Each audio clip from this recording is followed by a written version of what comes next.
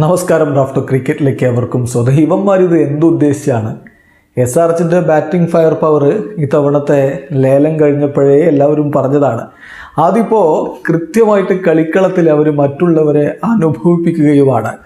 263 എന്നുള്ള റെക്കോർഡ് ഈ IPL തുടങ്ങുന്നതിന് മുമ്പ് ഏറ്റവും ഉയർന്ന സ്കോർ നേടിയ റെക്കോർഡ് RCB വലിയ ആവേശത്തോടു കൂടി കാത്തു സൂക്ഷിച്ചതാണ്. അത് പക്ഷേ മുംബൈ ഇന്ത്യൻസിന് 277 കൊടുത്തുകൊണ്ട് SRH തിരുത്തിയതാണ്. കഴിഞ്ഞില്ല. ഇന്നിപ്പോൾ ചിന്നസ്വാമി സ്റ്റേഡിയത്തിൽ അവിടം കൊണ്ടും നിർത്താതെ 287 റൺസ് അടിച്ചുകൊണ്ട് പുത്തൻ റെക്കോർഡ് ഇട്ടിരിക്കുന്നു SRH. സിക്സർ മഴ പെയ്തിറങ്ങിയ മത്സരം എന്ന് തന്നെ പറയണം. 22 സിക്സറുകളാണ് അവർ അടിച്ചു കൂട്ടിയിരിക്കുന്നത്. എന്തായാലും നിശ്ചിത 20 ഓവറുകൾ കഴിയുമ്പോൾ 3 വിക്കറ്റ് നഷ്ടത്തിൽ 287 റൺസ് ടോസിൽ ലഭിച്ചിട്ട് RCB ബൗൾ ചെയ്യാൻ തീരുമാനിച്ചതാണ്. അങ്ങനെ ബാറ്റ് ചെയ്യേണ്ടി വന്ന SRH ആണ് ഇങ്ങനെ അടിച്ചു കൂട്ടിയിരിക്കുന്നത്. ട്രാവിസ് ഹെഡിന്റെ സെഞ്ചുറി നമ്മൾ ഓൾറെഡി ഇതിനെക്കുറിച്ച് വീഡിയോ ചെയ്തിട്ടുണ്ട്. ഓപ്പണർമാർ തന്നെ അവരുടെ നയം വ്യക്തമാക്കിയിരുന്നു.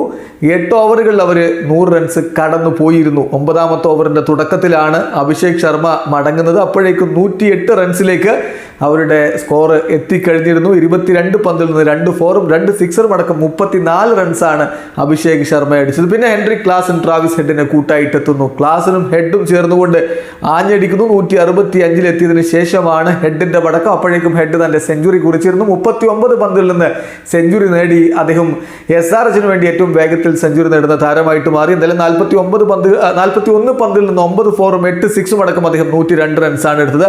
പിന്നെ ഏഡൻ മർക്രമും ക്ലാസനും ചേർന്നുകൊണ്ടുള്ള മുന്നോട്ട് പോക്ക്.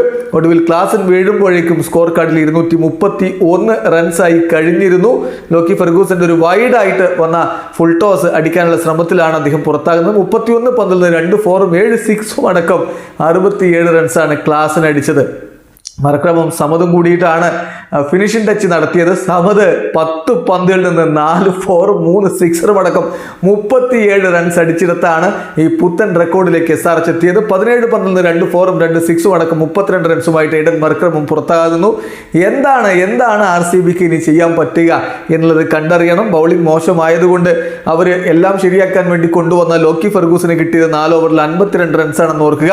വൈശാഖ് വിജയകുമാറിന് 4 ഓവറിൽ കിട്ടിയത് 64 റൺസ്. റീസ്റ്റോപ്പിലേക്ക് കിട്ടിയത് 4 ഓവറിൽ 68 റൺസ്. എന്തായാലും IPL ചരിത്രത്തിൽ ഇന്നോളം കണ്ടിട്ടില്ലാത്ത ഉയർന്ന സ്കോർ 287 കുറിക്കപ്പെട്ടിരിക്കുന്നത്.